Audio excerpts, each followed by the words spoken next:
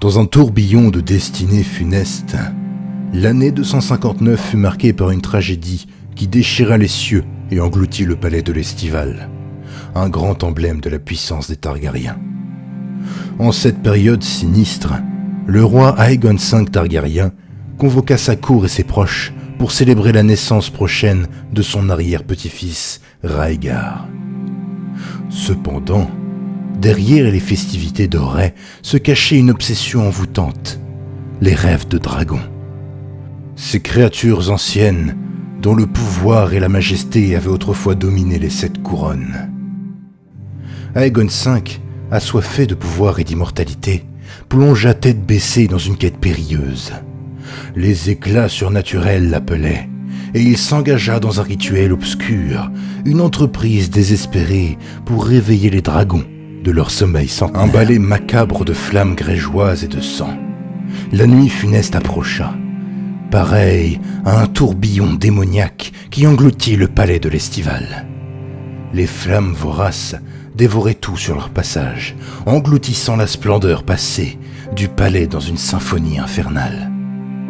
Les cris de terreur se mêlaient au crépitement des flammes, les rêves de dragons se changeant en cauchemars incandescents. Les dieux semblaient détourner le regard, laissant les supplications des mortels se perdre dans le tumulte des flammes. La grandeur des Targaryens se dissipa dans l'obscurité. Les flammes qui avaient dansé dans l'Estival laissèrent derrière elles un paysage dévasté, rappelant aux êtres mortels l'incommensurable prix à payer pour défier les limites de la nature et des désirs humains.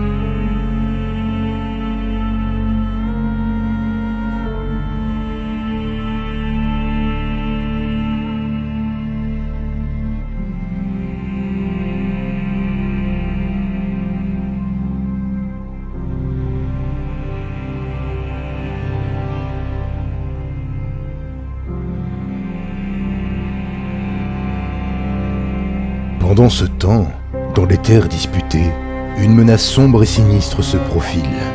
Des rumeurs, vieilles de 2 ans déjà, parlaient de la formation d'une alliance sous l'arbre des couronnes, réunissant 9 individus au passé trouble composés de pirates et de mercenaires. Parmi eux se trouvait le redoutable Maëlys, surnommé le Monstrueux, dernier descendant de la maison Feu Noir, branche bâtarde des Targaryens. Tous avaient fait le serment de s'entraider, car chacun d'entre eux nourrissait l'ambition de bâtir son propre royaume. Le roi Jaehaerys II, semblable à son père Aegon V, se repose sur l'action des cités libres pour contrer les ambitions des Neufs.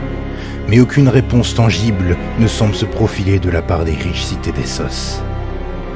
Les rumeurs concernant la prise de Tyroche et des degrés de pierre par le dernier dragon noir se propagent comme une traînée de poudre. Les seigneurs du royaume des 7 couronnes devront certainement, une fois de plus, prendre position par loyauté ou par opportunisme pour placer sur le trône de fer le prétendant le plus digne issu de la maison du dragon.